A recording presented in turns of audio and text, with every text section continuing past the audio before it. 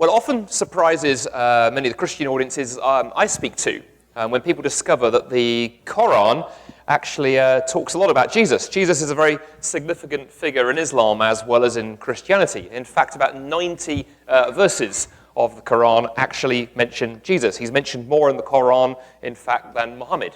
Jesus is actually mentioned by name 25 times, Muhammad just 5 times. It's quite a surprising figure. Before we dig into the question of the historicity of the Quranic Jesus versus the Jesus of the Gospels, let me summarize to you what the Quran actually has to say about Jesus in those 90 verses.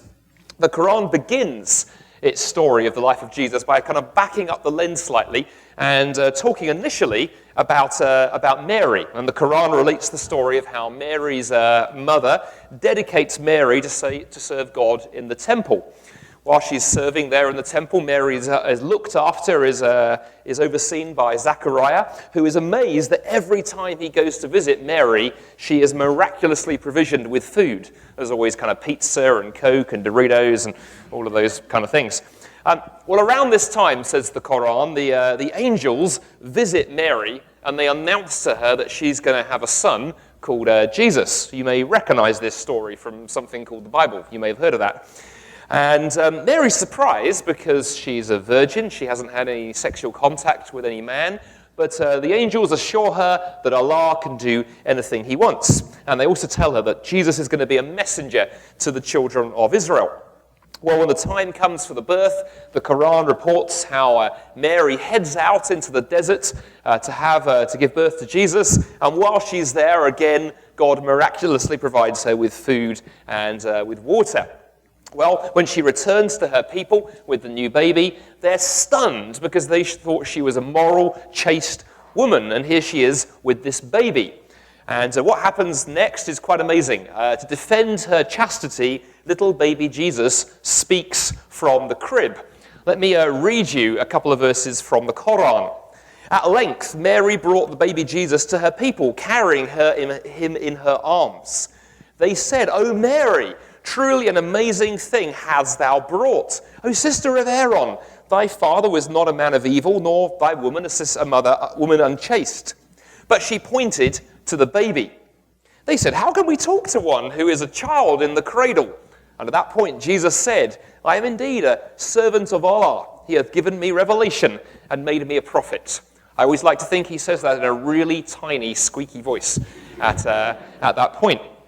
Well, when it comes to Jesus' actual ministry, the Quran provides a lot less information. There are 2 very short lists of his miracles, and we're told that those miracles were there to validate the preaching and the message of Jesus, which the Quran says was precisely the same as all of the previous prophets.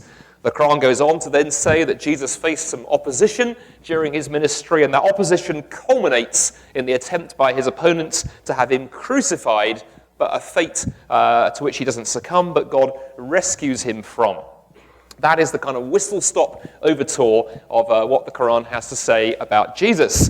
And it's fascinating to note in this short presentation just 3 things I want you to note about the Quranic presentation of the story of Jesus. 3 things. I want us to take a quick look at what's actually present in the Quran, what's missing, and what's been changed. First, what's present? It's interesting what the Quran actually includes. One of the first things that's very interesting are the lofty titles that the Quran uses for Jesus. He's called the Messiah. He's called a word from God. He's called a spirit from God. Titles that are not used for any other prophet. Now, those words, those phrases don't mean in the Quran what they might mean in the Bible. We mustn't get too excited. But nevertheless, they are still pretty unique to Jesus. The Quran sees him as in a class apart. The same might be said for his miracles. Muhammad's ministry, notable for its absence of miracles in the Quran, but Jesus, we are told, did miracle after miracle after miracle. And then twice, the Quran tells the story of the virgin birth of Jesus. In fact, the Quran spends more time on the virgin birth than the entire rest of Jesus' ministry. Somebody once quipped that the New Testament Gospels are passion accounts with extended introductions. The Quran is really infancy narratives with an extended epilogue. The Quran is fascinated by the virgin birth. But why is that? Why does the Quran spend so much time on the virgin birth of Jesus? Well, I think one reason is this, that when Muhammad told and preached the material that eventually becomes the Koran, he drew upon the oral tales and traditions that were circulating among the Christians of Arabia. Now, many of those stories and those traditions circulating in Syriac Christianity were apocryphal, and many of them were infancy gospels. Particularly, we know historically the infancy gospel of James and the infancy gospel of Thomas, dating from centuries after Jesus, were very popular in Syriac Christianity. And stories like Jesus speaking in the cradle come from those traditions. The problem, though, is that Syriac Christians knew that these were pious legends, pious stories. They weren't considered on a par with the canonical Gospels. The Quran, however, takes the legendary and the historical, throws it into the same pot, mixes it up, and serves it like a great goulash, not really knowing the difference. So much for what's present in the Quran. What about what's missing from the Quranic story of Jesus? Well, most of Jesus' public ministry for a start. None of the context of his miracles, none of his teaching is present in the Quran. There's no Sermon on the Mount, there's no parables, all gone, all entirely absent. Furthermore, as you read the Quran, you see no historical context, no verisimilitude. To use that word I've been practicing all weekend, I can now say it confidently. Verisimilitude, all gone from the Quran. There's no dates mentioned, no names of political leaders, no geographical information, nothing at all that would locate Jesus in space and time. In fact, as you read the story of Jesus in the Quran, if you did not know the New Testament Gospels, you would have no way of knowing when or where Jesus lived. That information is entirely absent from the Quran. Why does the Quran do that? Well, I think the answer to that question is answered when you look at what's changed in the Quran. What does the Quran deliberately change from the New Testament Gospels? Well, a number of things I think have changed in the Quran that are worth noting. Here's the first one. The role of Jesus has changed in the Quran. What is the function of Jesus in the Quran? What's he doing there? Well, his main role, as you read the Quran through, is to be a prophetic forerunner to Muhammad, kind of foreshadowing Muhammad and laying the ground and vindicating everything that Muhammad did. You see this in a number of ways. The patterns, the parallels between Jesus in the Quran and Muhammad are really fascinating. To list you just a few of them, the titles are the same. So Jesus and Muhammad are both called Nabi and Rasul, that's prophet and messenger, and Abd, servant. Jesus gets the Injil, the Gospel. Muhammad gets the Koran. Both perform salat and, zakat, prayer and almsgiving. And both of them in the Koran have followers called Muslims. In other words, the Quranic Jesus is there to validate the career and the prophetic role of Muhammad. Similarly, Jesus in the Quran is used as a kind of walking, talking polemic. Time after time, the Quran puts attacks on Christianity, particularly doctrines like the Trinity, into the mouth of the Quranic Jesus. In fact, the Jesus of the Quran is largely defined in reaction to the Christians of his day. As one Muslim scholar, Tarif Khalidi, put this beautifully in a book a few years ago, he writes, "The Quranic Jesus is embroiled in polemic. Indeed, he is in fact an argument addressed to his more wayward followers." All of this causes the Quran to entirely abstract Jesus from his first century context. The Quranic Jesus is not a first century Jew. He is in fact a 7th century Muslim argument. In short, the Quran simply isn't trying to tell history. The genre of the Quran is polemics, not history. So what are the Gospels?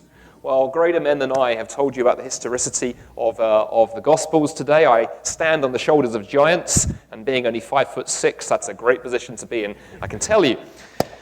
But when it comes to the New Testament Gospels, it's an exciting time to be interested in the historical Jesus. Why?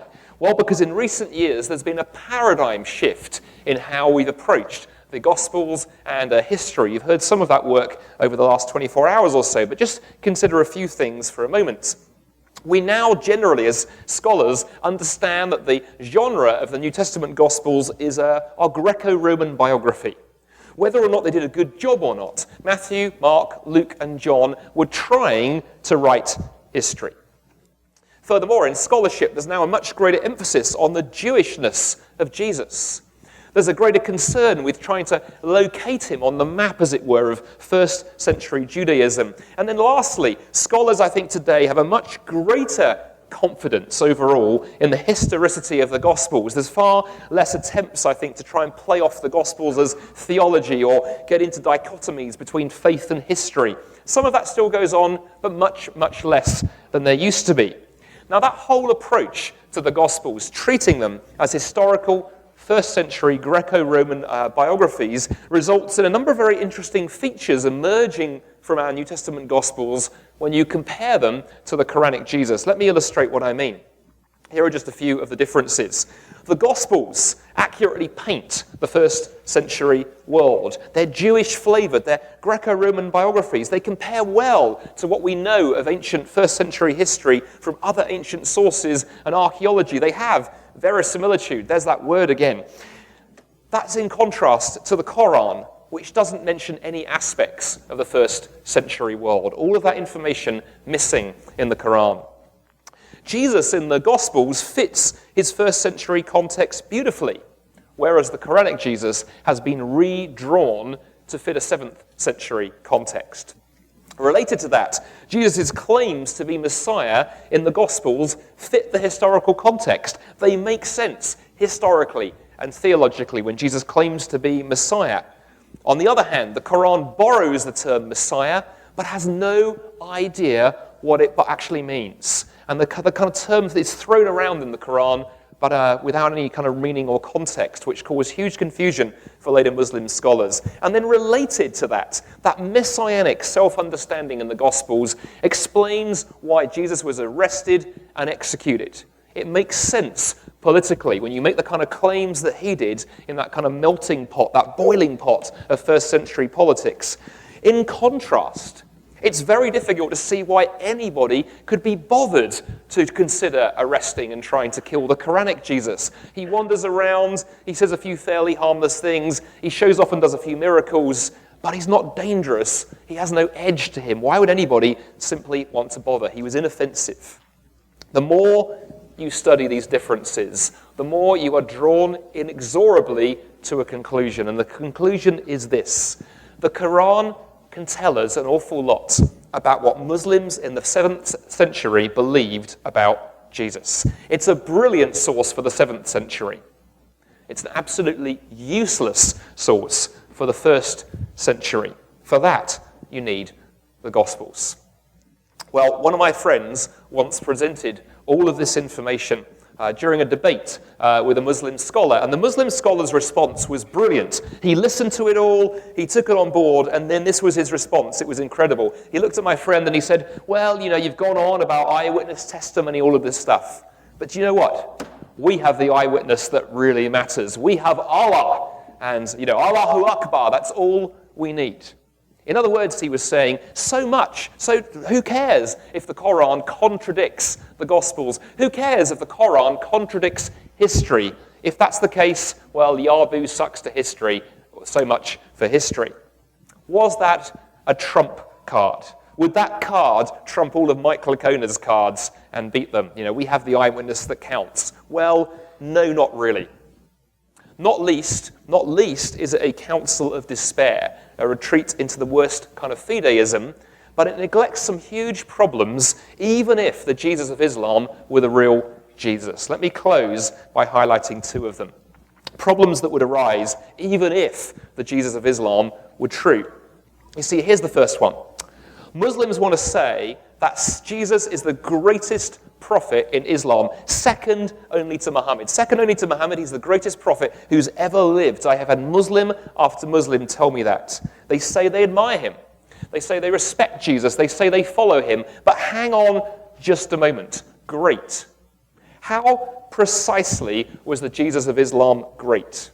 You see, if Islam is true, if the Quran story is true, Jesus comes to earth. He's born of a virgin. He does some miracles. He preaches a couple of messages that no one bothered to record and everybody forgot. And then suddenly, he's no sooner returned to heaven than his followers are worshipping him as God. And now 2 billion people follow the false religion of Christianity. Great. He was completely, utterly useless. It would have been better if the Jesus of the Quran had never come and we'd gone straight to Muhammad. Excuse me, how was he great? He was a disaster. I have not yet had an answer from my Muslim friends to that question. Problem number 1. Problem number 2, and then we'll close. The Quran famously claims that Jesus wasn't actually crucified, but that God merely made it appear as if this was true. This is the verse of the Quran that claims this. Chapter 4, 157. They, the Jews, said in boast, "We killed Christ Jesus, the son of Mary, the messenger of Allah. But they killed him not, nor crucified him, but so it was made to appear to them." Based on that verse, many Muslims love to attack the Christian belief in the death of Jesus. Crucifixion, one of my Muslim friends likes to call it. But not so fast, there is a problem. Here's the problem if the Quran is true. If the Quran is true, why is it that 2 billion Christians believe that Jesus died on the cross? Why do we hold so fast to that story? Why have Christians laid their lives down for that? Well, if Islam is true, the answer is because Allah played a trick. He told a lie. He misled people. Allah is truly, as the Quran says elsewhere, the best of deceivers. But of course, if that's true, what happens if the trick runs the other way? Maybe it's a double bluff. Maybe Jesus really was killed on the cross and Allah just made up the story in the Koran to lead Muslims astray. After all, if you believe in a cosmic joker, a great deceiver, how do you know how deep that deception runs? See, the greatest of all deceptions, though, I believe, the greatest of all deceptions is self-deception.